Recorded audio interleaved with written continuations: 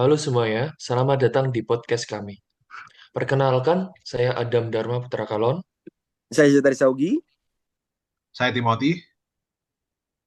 Hari ini kita akan membahas bagaimana bank-bank besar di Indonesia bisa bertahan dan tetap kompetitif di tengah krisis yang sangat banyak ini. dan dan pentingnya ya, krisis yang kita maksud di sini yang akan kita bahas bukan cuma tentang pandemi, tapi juga tekanan suku bunga global, resiko likuiditas, sama ada disrupsi digital.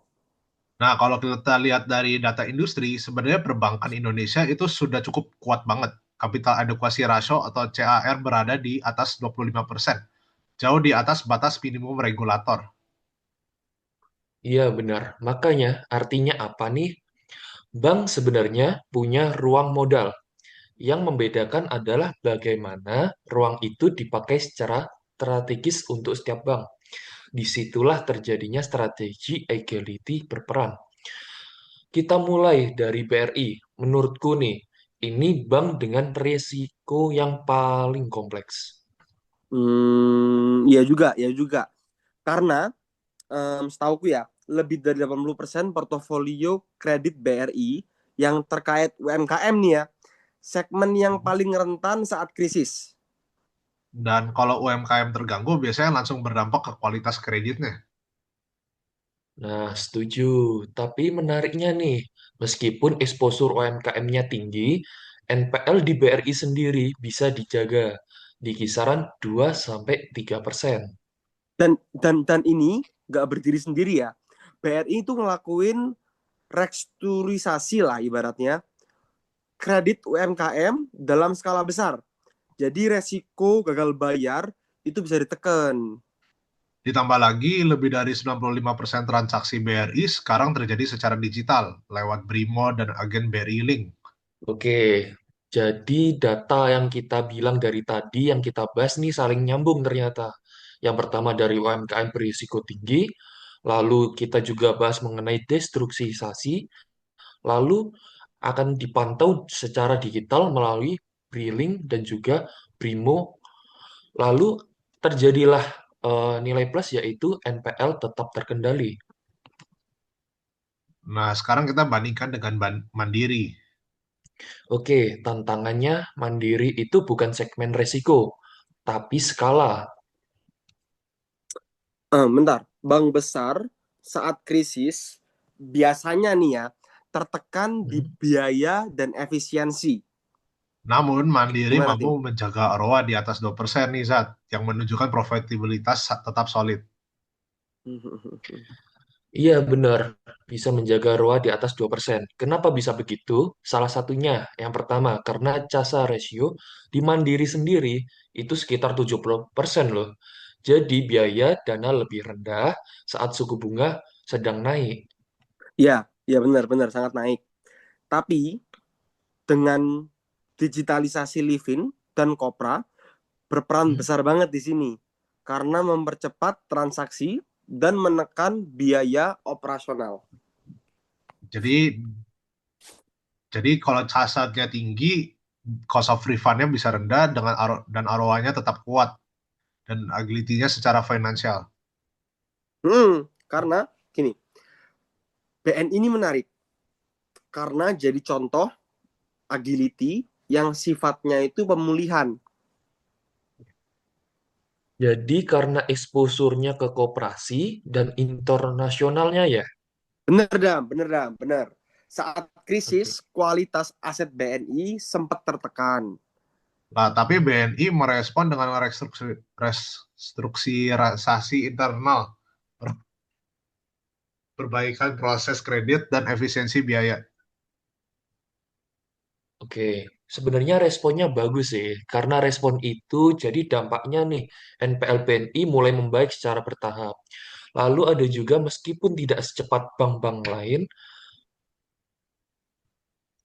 Udah, bentar. Digital banking BNI itu kan juga tumbuh agresif, menunjukkan upaya mengejar ketertinggalan. Ya, jadi walaupun datanya belum sekuat BCA atau Mandiri, trennya menunjukkan arah pemulihan. Kalau BCA ceritanya berbeda sih dibanding dua bank tersebut.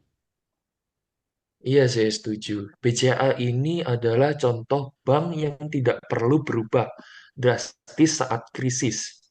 Nah, karena fondasinya tuh udah kuat. NPL BCA itu konsisten di bawah 2%, menunjukkan kualitas kredit yang sangat baik. Selain itu, kasa rasio BCA tertinggi di industri, yang artinya likuidasinya sangat longgar. Nah, karena kasar rasio BCR tertinggi, makanya nih BCA bisa memilih strategi inovasi yang gradual. Seperti contohnya aplikasinya mereka, yaitu MyBCA. Nah, itu tadi. Ini contoh defensive agility. Bukan bereaksi cepat, tapi bertahan stabil saat bank lain tertekan. Kalau kita tarik nih ya, garis besarnya, menarik karena data keempat bank ini saling menguatkan satu sama lain. Tapi ya, dengan pendekatan strategi yang berbeda. Iya sih, contohnya kayak yang kita bahas tadi, BRI misalnya ya. Mereka punya risiko paling tinggi. Karena apa? Karena fokus ke UMKM. Tapi datanya jelas karena mereka fokus ke UMKM. Lalu strukturnya kredit besar-besaran, ditambah monitoring digital lewat Brimo dan juga agen Briling aplikasi mereka. Lalu mereka juga bikin NPL tetap terjaga di kisaran 2-3% loh. Jadi meskipun resikonya tinggi, kecepatan respon dan kedalaman data yang bikin BRI masih stabil. Tapi dibandingin tim ya, dibandingin dengan Mandiri, di sini kekuatannya bukan di restrukturisasi, tapi di casa ratio yang tinggi. Sekitar 70% lah yang otomatis menekan biaya dana. Oke, setuju dengan Mandiri. Akhirnya dampaknya apa? Efeknya kelihatan. Contoh dari biaya dananya itu sangat rendah. Sehingga menghasilkan apa? Yaitu ROE tetap di atas 2%. Meskipun nih kondisi ekonomi global lagi sedang ketat-ketatnya. Tapi kalau BNI agak berbeda sih. Mereka sempat tertekan dari sisi kualitas aset, tapi data menunjukkan tren pemulihan lewat perbaikan manajemen resiko dan pertumbuhan digital banking. Hmm. Hmm, itu yang mengartikan agility BNI lebih ke arah turnaround strategi, bukan defensif ataupun ekspensif, tapi melainkan turnaround. Gimana, Dam? Oke, yang terakhir kita mengenai BCA. Untuk BCA sendiri justru yang paling stabil loh. Kenapa sih? Karena NPL konsisten di bawah 2%. Dan CASA itu dia tertinggi di industrinya, yaitu industri bank. Jadi mereka nggak perlu nih bereaksi agresif saat krisis-krisis terjadi. Nah, ini adalah contoh-contoh defensive agility, di mana intinya mereka bukan mencari cara buat memperbesar perusahaannya, tapi untuk Hmm? memperkuat fondasinya sehingga bisa bertahan lebih lama di perusahaan tersebut. Nah, kalau kita tarik ke Benar. depannya, satu benang merah dari semua data yang kita bahas adalah peran data dan kecepatan membaca risiko, di mana bank yang cepat menangkap sinyal awal biasanya lebih tahan saat krisis. Jadi mereka dapat waktu untuk Nah, mempersiapkan diri. nah, benar nih dari kamu yang simpulkan tadi, kita contoh lihatnya yaitu di BRI dan juga Mandiri. Dengan jutaan transaksi digital setiap harinya, mereka bank yang punya real-time data yang sangat kaya. Mm-mm, mm-mm. Makanya nih ya, AI based early warning system jadi krusial. Bukan cuma melihat tunggakan kredit, tapi juga pola transaksi. Contoh ada lagi nih, penurunan saldo atau perubahan perilaku nasabah. Kalau sistem ini berjalan optimal, bank bisa melakukan restrukturisasi atau penyesuaian kredit sebelum NPL benar-benar naik. Ya, benar. Dan ini terbukti loh secara data. Bank-bank yang agresif di digital monitoring cenderung mampu menjaga NPL tetap di kisaran 2-3%. Meskipun nih kondisi ekonomi sedang tidak stabil atau sedang jelek. Hmm.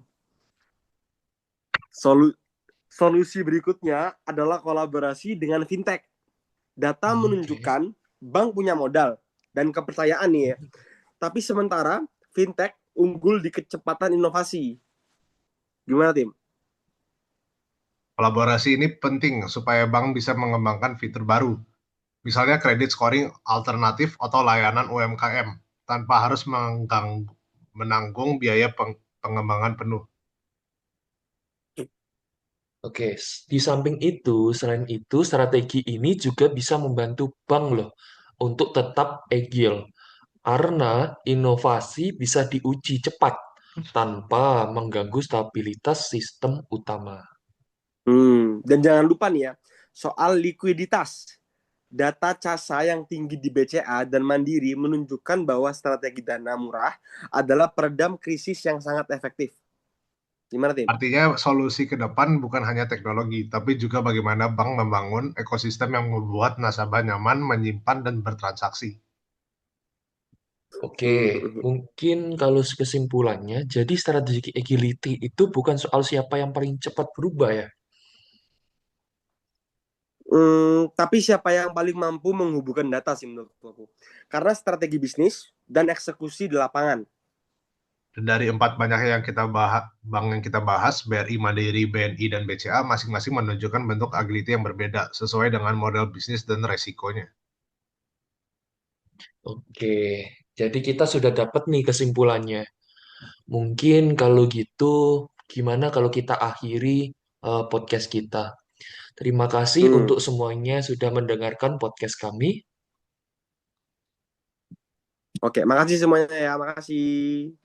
Dan menurut Ya. kalian, bank mana yang paling siap menghadapi krisis berikutnya? Makasih.